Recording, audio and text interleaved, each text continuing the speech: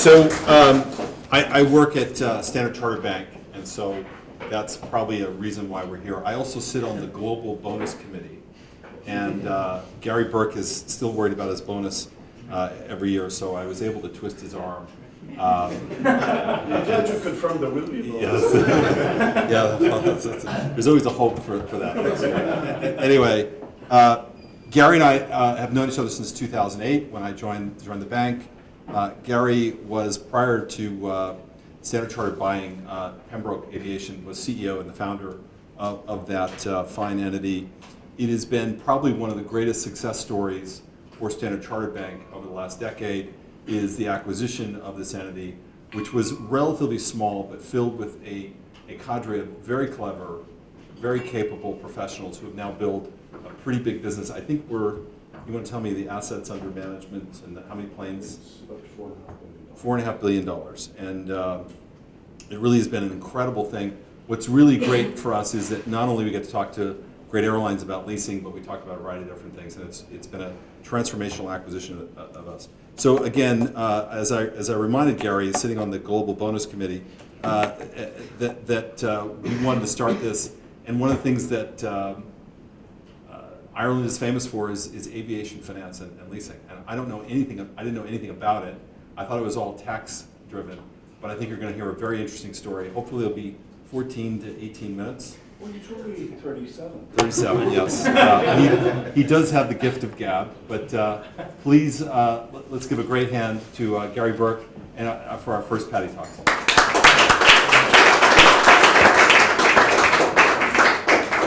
Thank you, Sean.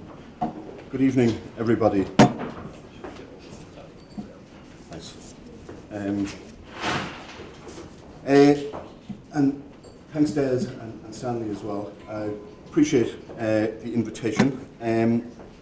I don't know how familiar people here are with operating leasing, but it's sort of like a version of car rental where the user of the car gives it back at the end, and the rental company has to find another use for the asset. So that's operating leasing, but with airplanes it's a lot bigger. I think most of the people will be familiar with Ireland. It's the little island in the west of Europe, famous for its poets and for U2 and this kind of good stuff. But you might be surprised to know that it is a powerhouse in the world of aircraft operating leasing.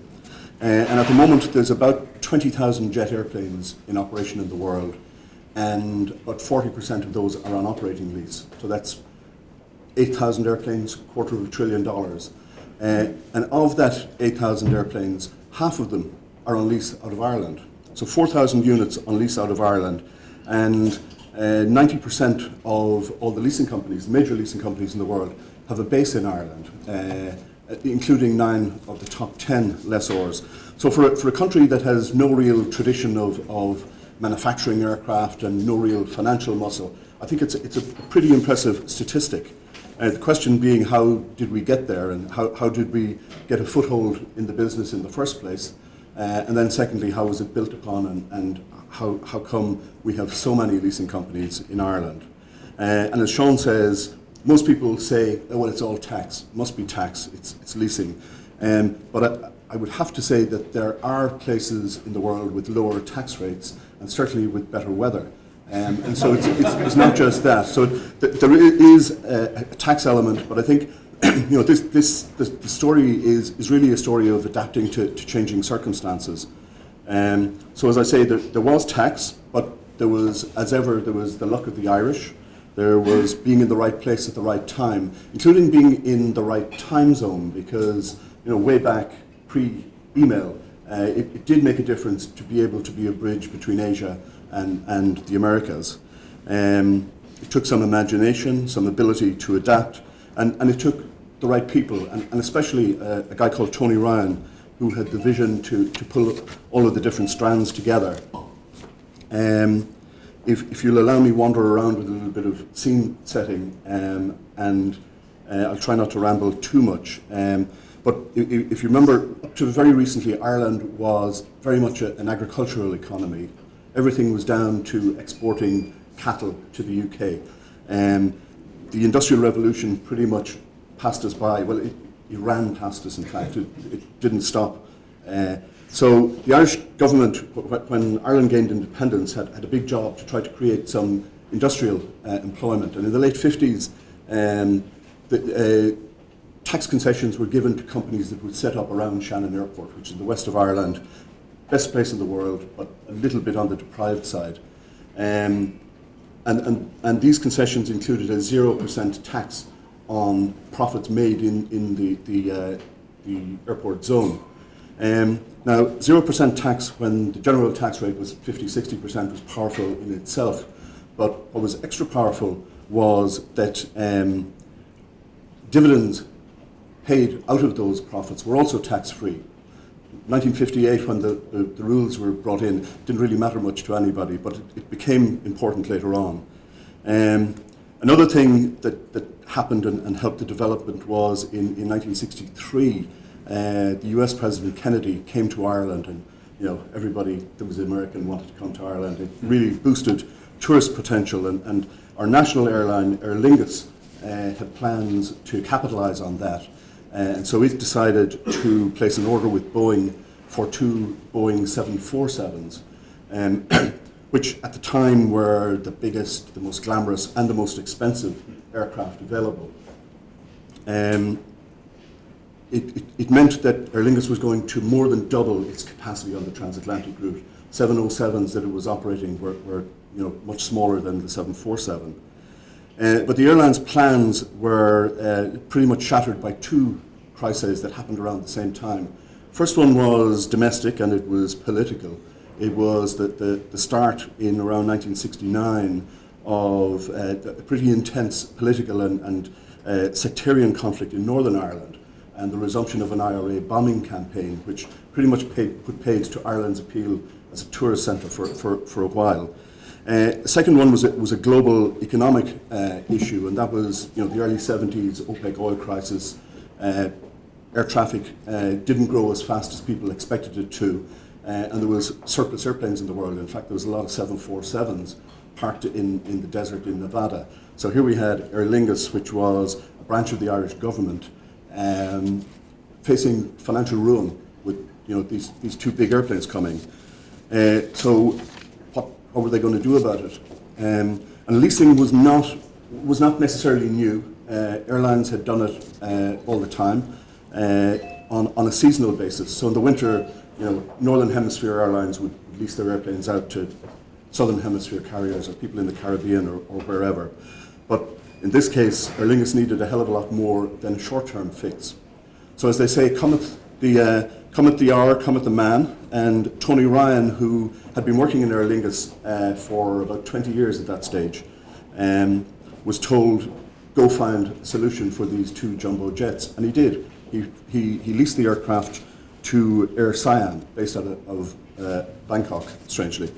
And Air Siam became the first operator of the 747 out of Southeast Asia. And Tony stayed with the aircraft, managing the leases and the cash flows, but also developing the concept of aircraft leasing and sort of dreaming about how his idea could be made into a viable business. Up to then, he had a pretty unspectacular career within the airline. I mean, he progressed well, but just in case anybody's watching, but it was pretty unspectacular. But when the big chance arrived, he grabbed it with both hands, and he had a great ability to surround himself with really good people and really good advisors, and always had a sort of best-in-class kind of philosophy. So when he decided to set up his own leasing company, he did it with Aer Lingus and with a UK investment bank called Guinness Peak Group. And he insisted on a few things. He insisted that he would have an equity stake, and he mortgaged his house in order to pay for his equity. He insisted that his management team would have an equity stake, or at least the availability of equity to them. And he insisted that the company should be based near his boyhood home in County Tipperary, and he wanted to move it to Shannon. Now, I think his dedication to Tipperary is commendable, but it probably It probably wasn't any coincidence that dividends paid on any profits he made in the company in Shannon were going to be tax-free in his hands. And back in the 70s, the road system wasn't quite what it is now in Ireland, and Shannon was about as remote as you could get from Dublin and London. So there was going to be no interference from shareholders and stuff like that. So the company was set up in 75 and was profitable from the very beginning. I was lucky enough to join it in 1983, where I had been working with KPMG on the audit, and it was such a different world working in or doing the audit of GPA than doing the audit of some anorak manufacturer in County Tipperary, as it happened. 70s and 80s were interesting times in the aviation business. The late 70s, 1978, I think, deregulation of the airline industry in the US created a lot of startup carriers, not so well capitalized, but needed airplanes, and leasing was the solution for them. And then the legacy carriers needed extra capacity in order to compete. So it was a fantastic time for this fledgling aircraft leasing business. And GPA then placed speculative orders with the manufacturers so it could ensure a constant supply of aircraft, built up a geographically separated shareholder base, US, Europe and Japan. And more people, mostly Irish, aircraft engineers, marketing people, lawyers and accountants became skilled in the black arts of aircraft leasing. Engine overhaul facilities, aircraft overhaul facilities were all set up around Shannon, and that created a constant stream of technical expertise as well. Excuse me. And while all of that was going on, the civil service, the Department of Finance, was working behind the scenes, working to create a network of double tax treaties. And now we've got about 70 double tax treaties, all of which, among other things, work to minimise the application of withholding tax on lease rentals, which was a key to GPA's development. And so that kind of tells you why GPA was dominant and why it was involved. But it doesn't really explain the diversity of leasing companies in Ireland now. And for that we needed another crisis, because we were always good in a crisis. If you think about it, in the early 1990s, Ireland's national debt was about $40 billion US. GPA had an order book for $10 billion.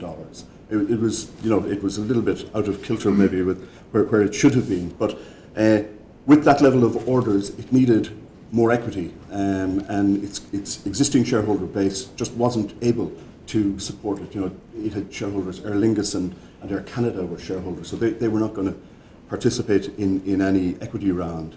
And it urgently needed equity in order to defend and expand its position. So preparations were made for a global IPO. Everything was going to be happy. A lot of the management had equity in the company, and we're keenly looking forward to the IPO. IPO was going to raise $1 billion in equity for the company. Next thing you know, August 1990, Saddam Hussein invades Kuwait, and capital markets dry up. Traffic, for the first time in the jet age, contracted. It had never before fallen, but air traffic contracted at that time. So the IPO was a very public failure when it was eventually launched in 1992. I suppose metaphorically we clipped the trees, and we were in need of some pretty radical restructuring. As W.B. Yeats said, because we mentioned poets earlier, said, "Things fall apart, the centre cannot hold. Mere anarchy is loosed upon the world." But that's exactly what it was like in Shannon in 1992. It was chaotic. Unraveling GPA's order book and its debt position was really complex exercise. GE Capital, who had been a shareholder, spotted a chance for it. It recognised the value of the aircraft assets, but it also recognised the value of the people and the platform. And so it swooped in, picked up the pieces, took on a lot of the employees, and created the core of GE Capital Aviation Services, which is still a very big presence in Ireland, but is also the largest aircraft leasing company in the world. GPA, small, thought itself relatively nimble. G Capital, the old 800-pound gorilla. It didn't work so well for some people. So a number of people left in 1993. And rather than sort of collapsing inward, GPA managed to distribute its people to other financial institutions and lessors. And it fueled the growth of AirCap, GCAS itself, Oryx Aviation, RBS Aviation Capital, Babcock and Brown, and a number of others, including Pembroke Capital that Sean mentioned earlier. We got another great benefit when the US decided to pass what is called the Jobs Creation Act. And I'm not sure whether that was named by people in the US or by people in the aircraft leasing industry in Ireland.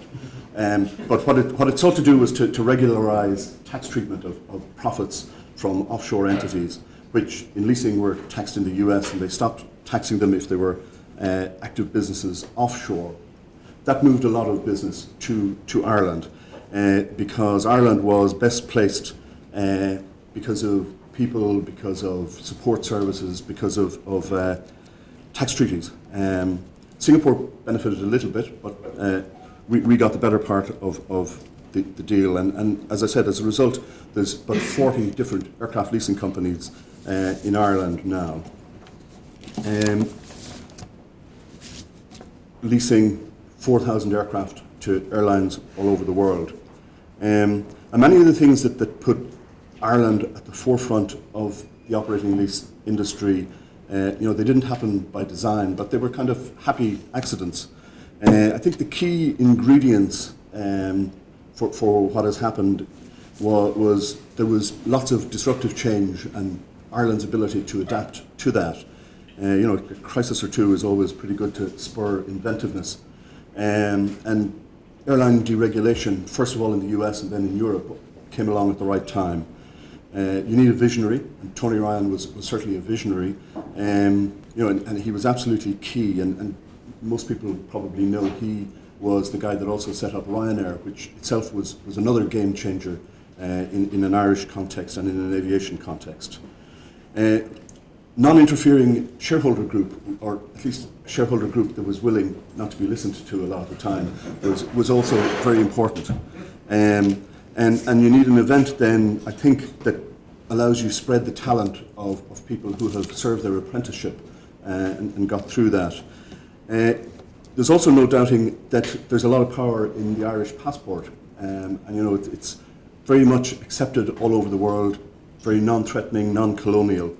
And I suppose there's not really much I can say to add to that. But if you remember one thing, remember that the next time you take a flight, there's a 1 in 5 chance that the aircraft that you're going to fly on has been leased out of Ireland. Anybody, I've been told to do one sales pitch. We have Gerard Whitty from the IDA is here to assist any of the Singaporean entities that want to come and flavour or savour the great weather in Ireland. So, Sean, thanks again for doing this to me, and I'll see you at bonus time. Thank you.